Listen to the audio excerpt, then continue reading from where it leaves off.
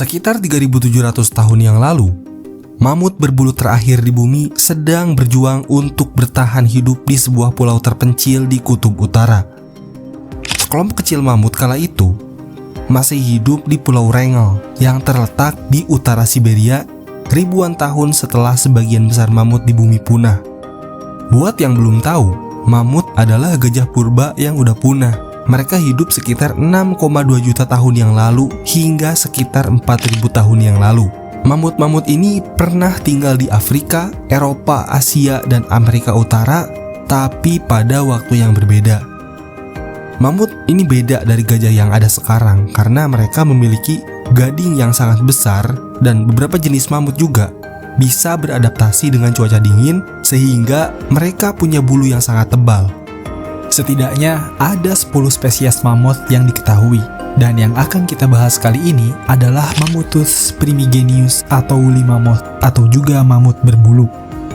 Dari beberapa teori tentang kepunahan mamut, mulai dari perubahan iklim, perburuan predator, perburuan berlebihan manusia, kehilangan habitat, dan meteor, yang menarik menurut gua adalah teori tentang perubahan genetik mamut berbulu. Sekitar 3.700 tahun yang lalu, mamut terakhir hidup di Pulau Wrangel yang dalam bahasa Rusia disebut Ostrov Wrangelia. Pulau ini terletak di Okrug Otonom Chukotka, Rusia dengan luas sekitar 7.600 km persegi.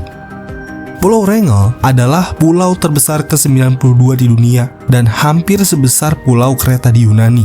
Pulau ini berada di Samudra Arktik antara Laut Chukchi dan Laut Siberia Timur, tepat di garis bujur 180 derajat.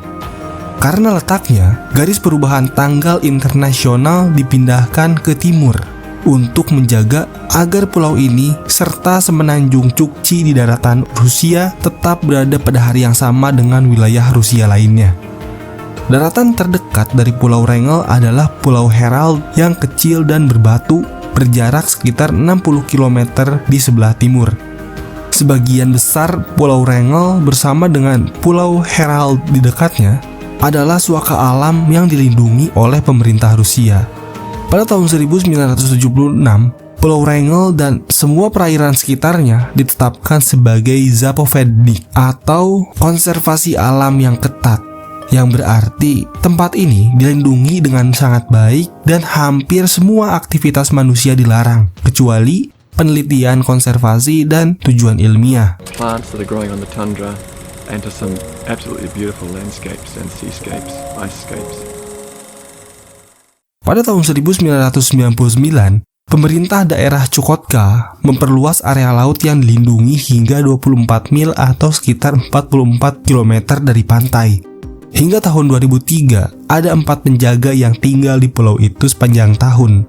Sementara sekitar 12 ilmuwan itu melakukan penelitian selama musim panas.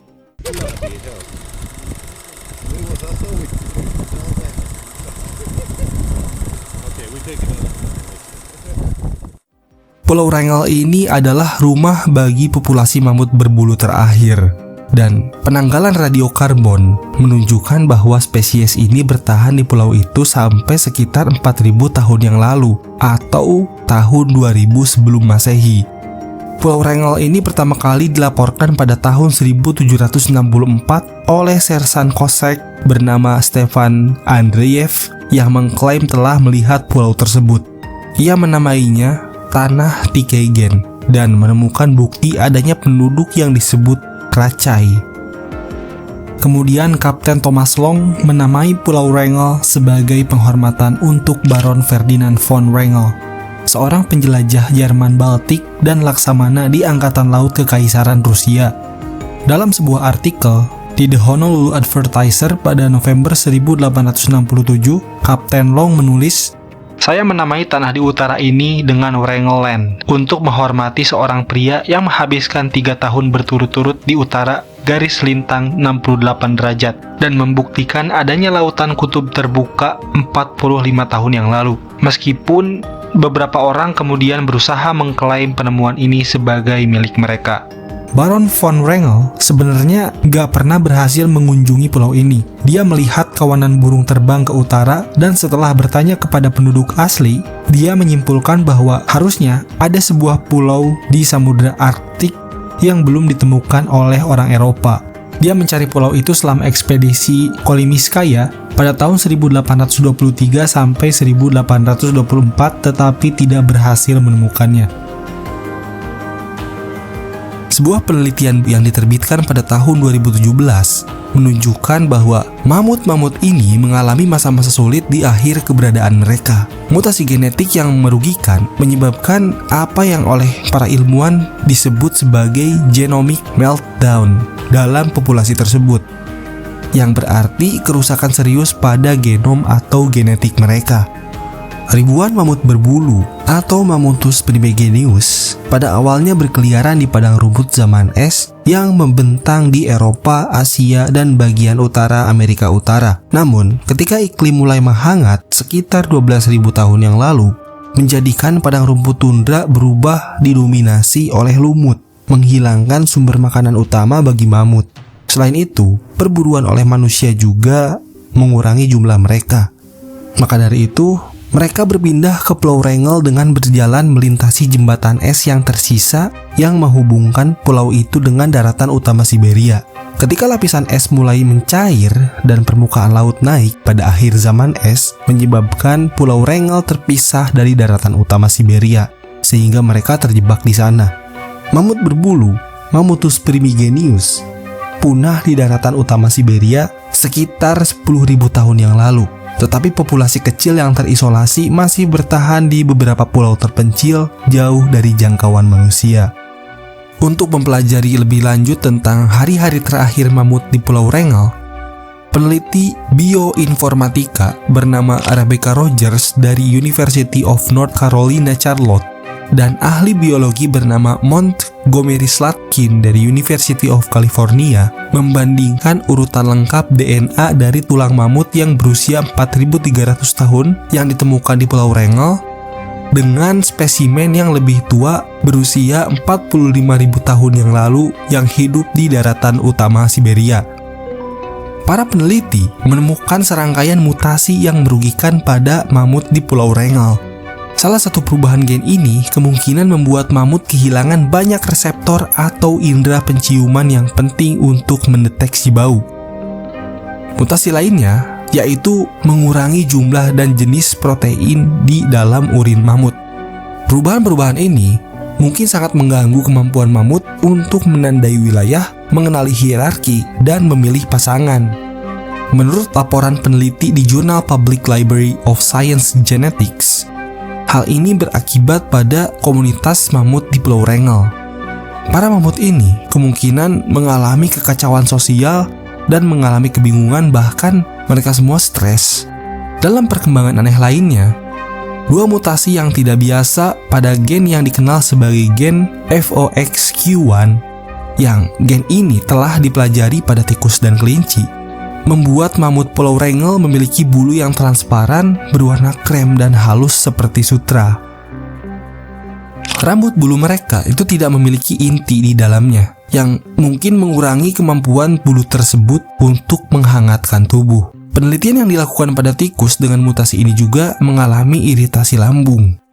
Mutasi berbahaya seperti ini diperkirakan akan menumpuk dalam populasi kecil yang terisolasi dan sering terjadi perkawinan sedarah, yang kemudian memunculkan sebuah fenomena yang disebut genomic meltdown, menurut kebanyakan ahli biologi evolusi.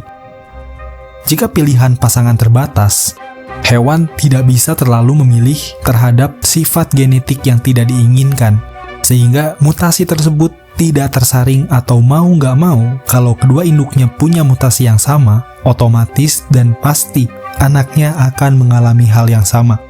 Dampak negatifnya dapat terakumulasi dalam jangka waktu lama, yang pada akhirnya menyebabkan populasi menjadi tidak dapat bertahan hidup dan punah.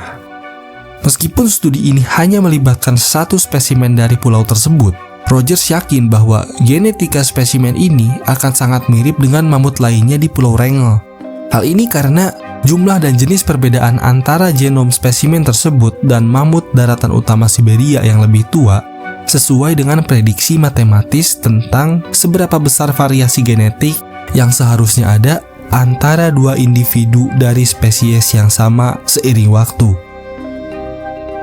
Di penelitian terbaru tahun 2024 yang dipimpin oleh Marianne de Haas yang berjudul Temporal Dynamic of Woolly Mammoth Genome Erosion Prior to Extinction, timnya menolak teori bahwa mamut berbulu punah karena mutasi genetik.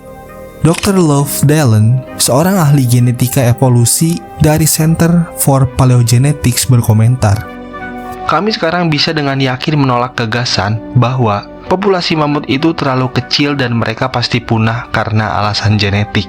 Ini kemungkinan besar ada peristiwa acak yang menyebabkan mereka punah. Dan jika peristiwa acak itu tidak terjadi, mungkin kita masih memiliki mamut berbulu hingga sekarang."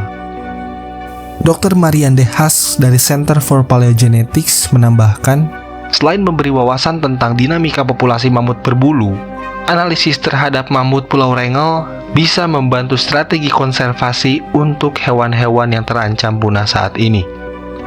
Untuk memahami dampak genetik dari kemerosotan populasi di Pulau Wrangel, para peneliti menganalisis genom dari 21 mamut berbulu, 14 dari Pulau Wrangel, dan 7 dari daratan utama yang hidup sebelum terjadinya penurunan populasi. Secara keseluruhan, sampel ini mencangkup 50.000 tahun terakhir dari keberadaan mamut berbulu, memberikan gambaran tentang bagaimana keragaman genetik mamut berubah seiring waktu. Genom mamut Pulau Wrangel menunjukkan tanda-tanda perkawinan sedarah dan keragaman genetik yang rendah. Mereka juga menunjukkan penurunan keragaman dalam kompleks histokompatibilitas utama, sekelompok gen yang berperan penting dalam respon kekebalan vertebrata. Para ilmuwan menemukan bahwa keragaman genetik populasi terus menurun selama 6.000 tahun mereka hidup di Pulau Wrangel. Meskipun dengan laju yang sangat lambat, hal ini menunjukkan bahwa ukuran populasi tetap stabil hingga akhir. Meskipun populasi ini secara bertahap mengumpulkan mutasi yang cukup merugikan, populasi tersebut perlahan-lahan menyingkirkan mutasi yang sangat berbahaya. Dr. de Haas menjelaskan, jika individu memiliki mutasi yang sangat berbahaya, mereka pada dasarnya tidak dapat bertahan hidup. Jadi mutasi ini secara bertahap menghilang dari populasi. Tetapi di sisi lain, kami melihat bahwa mamut ini mengumpulkan mutasi yang sedikit merugikan hampir hingga mereka punah. Penting bagi program konservasi saat ini untuk memahami bahwa hanya meningkatkan ukuran populasi itu nggak cukup. Kita juga perlu memantau secara genetik karena efek genetik ini dapat berlangsung hingga ribuan tahun. Meskipun genom mamut yang dianalisis mencakup rentang waktu yang besar, penelitian ini tidak termasuk periode terakhir 300 tahun sebelum kepunahan mereka. Tapi para penulis ini juga menemukan fosil dari periode akhir mamut tersebut dan berencana melakukan sequencing genom di masa mendatang. Apa yang terjadi di akhir masa mereka itu masih menjadi misteri, dan kita belum tahu kenapa mereka punah setelah bertahan selama 6.000 tahun di Pulau Wrangel. Dr. Love Dallin menduga itu terjadi secara tiba-tiba. Gimana? Kalian cenderung kemana? Yang teori pertama atau yang teori kedua? Kasus mamut Pulau Wrangel ini memberikan kita kesempatan langka untuk mengamati teori evolusi dan seleksi alam terjadi pada populasi nyata. Menurut Beth Shapiro, peneliti paleogenomik dari UC Santa Cruz, itu setuju. Dia berpendapat bahwa saya pikir ini adalah contoh bagus dari apa yang diprediksi oleh teori evolusi. Namun, jarang dan luar biasa bisa melihat hal ini terjadi di alam. Memahami bagaimana hal itu terjadi mungkin membantu kita mengetahui spesies mana yang paling beresiko mengalami hal yang sama saat ini. Di Pulau Wrangel ini selain ditemukan yang kemungkinan adalah mamut terakhir, ternyata ada tanda-tanda kemunculan manusia. Bukti paling awal tentang manusia dan satu-satunya situs arkeologi pramodern yang diketahui di pulau itu adalah Shartov Ofrag di pantai selatan. Sebuah kamp berburu jangka pendek orang-orang Paleo Eskimo yang berasal dari sekitar 3.600 tahun yang lalu. Di camp tersebut ditemukan sisa-sisa burung, setidaknya ada sekitar 32 angsa salju, 6 bebek ekor panjang dan beberapa unggas lainnya, serta 2 anjing laut termasuk 1 anjing laut berburu. Kemudian ada seekor walrus dan seekor beruang kutub yang ditemukan bersama dengan alat-alat batu serta tugling harpun atau harpun berputar yang terbuat dari taling walrus. Alat-alat ini menunjukkan kesamaan budaya dengan situs paleo Eskimo kontemporer di Alaska. Mungkin mereka dari Alaska berburu sampai ke Pulau Wrangel. Ada sebuah legenda yang populer di kalangan masyarakat Chukchi di Siberia. Mereka menceritakan tentang seorang kepala suku bernama Krachai yang melarikan diri bersama rakyatnya yang disebut Krahais atau biasa dikenal oleh penduduk Siberia sebagai Onkilon atau Omoki yang merupakan bagian dari masyarakat Yupik Siberia melintasi es untuk menetap di tanah utara. Michael E. Krause, seorang profesor linguistik yang sudah pensiun dari University of Alaska, mengajukan bukti arkeologis, sejarah, dan linguistik bahwa Pulau Wrangel dulunya merupakan tempat persinggahan di jalur perdagangan yang menghubungkan pemukiman Inuit di Point Hope, Alaska dengan pantai utara Siberia. Ia juga berpendapat bahwa wilayah pantai ini dijajah pada masa prasejarah akhir dan awal sejarah oleh pemukiman Inuit dari Amerika Utara. Krause mengusulkan bahwa kepergian para kolonis ini mungkin berkaitan dengan legenda Krachai. Jadi, apa teori kalian tentang kepunahan mamut ini? Menurut kalian, mamut ini punah karena mutasi genetik, atau mutasi ini cuma salah satu anggota kawanan yang lahir dengan kondisi cacat yang kebetulan spesimennya ditemukan oleh para peneliti? Atau mungkin mereka punah akibat perburuan oleh orang-orang paleo Eskimo yang datang ke Pulau Wrangel tersebut? Gimana menurut kalian? Kalau lu ada referensi yang berbeda, mau ngoreksi atau mau nambahin, bisa langsung di komen aja biar kita bisa diskusi bareng-bareng. Semoga bermanfaat. Oh ya, sekalian komen juga kalau ada saran tentang materi yang ingin dibahas selanjutnya. Terima kasih, sampai jumpa di video selanjutnya.